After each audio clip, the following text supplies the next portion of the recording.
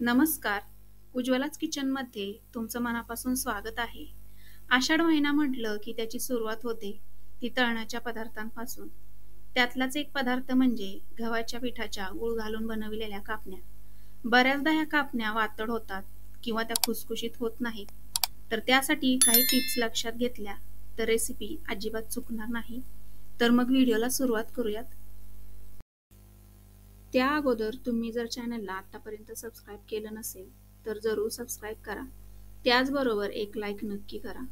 तर सुरुवातीला इथे मी 2.5 वाटी इतकं गव्हाचं पीठ घेतलं आहे. तुम्ही कपाने सुद्धा मोजून घेऊ शकता. आता ज्या वाटीने आपण गव्हाचं पीठ मोजून घेतलं आहे त्याच वाटीने अर्धी वाटी इतकं बेसन पीठ घेतलं आहे. आता यामध्ये चवीकरता 1 चमचा बडीशेप थोडीशी जाडसर अशी कुटून घातली आहे.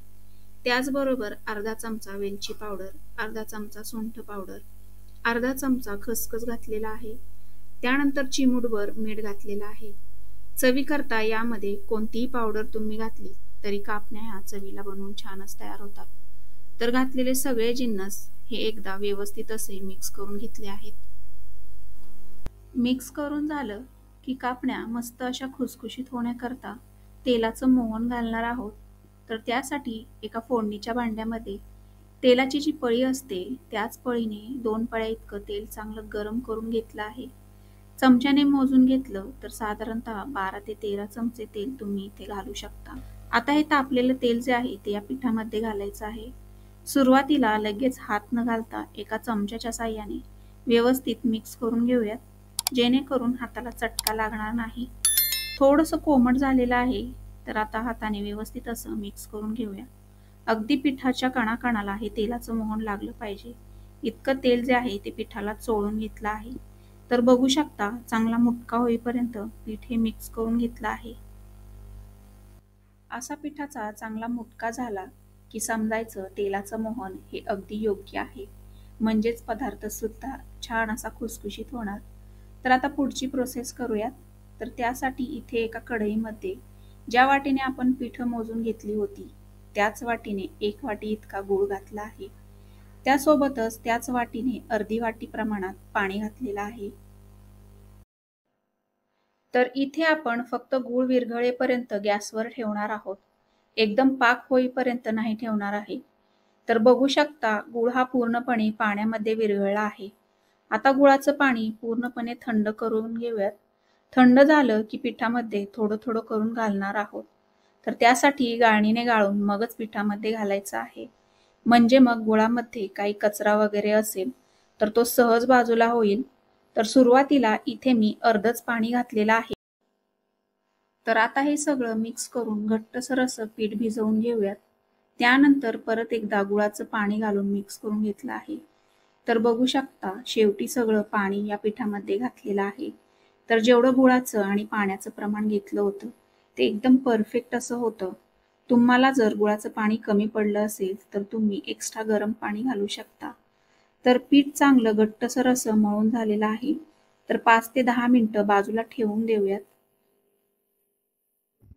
तुमच्याकडे जर वेळ कमी असेल तर लगेच लाटायला घेऊ शकता किंवा शक्यतो 5 मिनिटं तरी पिठाला रेस्ट द्यायचा आहे.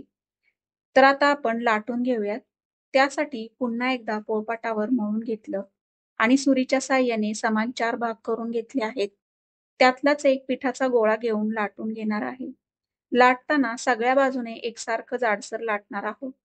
त्याचबरोबर लाटताना थोडीशी खसखस लावून लाटून घ्यायचं आहे. लाटून झालं की याच्या कडा ज्या आहेत त्या कट करून घेतल्या आहेत.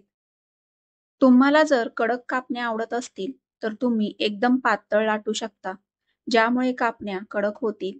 जर खुसखुशीत आवडत असतील तर जाडसर लाटायचं आहे. तर आता सुरीच्या साहाय्याने कट करून घेऊयात. जसं आवडेल त्याप्रमाणे बारीक मोठ्या साईजमध्ये कट करून घेऊ शकता. रेसिपी पारंपरिक आहे त्यामुळे प्रत्येक भागात बनवायची पद्धत सुद्धा वेगळी असू शकते. अशाच पद्धतीने मी सगळ्या कापण्या एकदाच तयार करून घेतल्या आहेत. तर आता तळून घेऊयात. त्यासाठी एका कढईमध्ये तेल गरम करण्यासाठी ठेवलं आहे. तेल जे आहे ते खूप जास्त कडकडीत असं गरम नसावं. त्यासाठी एक छोटासा पिठाचा गोळा टाकून पाहायचा आहे. तो असा हळूहळू वर यायला हवा इतपत तेल गरम करून घेतलं आहे. तर आता झारीच्या साहाय्याने कापण्या तेलामध्ये सोडूयात. कापण्या तेलामध्ये सोडल्या की गॅसची फ्लेम ही लो टू मीडियम हीटवरच ठेवायची आहे. कारण गुळाच्या कापण्या असल्यामुळे तेलामध्ये याला पटकन डार्क रंग येतो आणि थोड्याशा आतमधून कच्च्या सुद्धा राहू शकतात. त्यासाठी लो टू मीडियम हीटवरच बिस्किटांप्रमाणे रंग आला की तेलामधून काढून घ्यायचे आहेत. तर कापण्यांची एक बॅच तळून झालेली आहे. तेलामधून काढल्या की व्यवस्थित तेल निथळून पूर्णपणे थंड झाल्या की हवाबंद डब्यामध्ये महिनाभरासाठी स्टोअर करू शकता. तर सगळ्या कापण्या मी अशाच एकसारख्या रंगावर तळून घेतलेल्या आहेत. इतक्या प्रमाणामध्ये चांगल्या अर्धा किलोच्या कापण्या बनवून तयार होतात. तर तोडून दाखवल्यावर बघू शकता आतून बिस्किटांप्रमाणे खुसखुशीत झालेल्या आहेत. तर तुम्ही सुद्धा अशा पद्धतीने गव्हाच्या पिठाच्या कापण्या करून बघा. आषाढ महिना थोड्याच दिवसात सुरू होईल, तर आषाढ हा तळलाच पाहिजे. तर पुन्हा भेटूया अशाच एका नवीन रेसिपी सहित. तोपर्यंत उज्ज्वलाच किचनला जरूर सबस्क्राईब करा.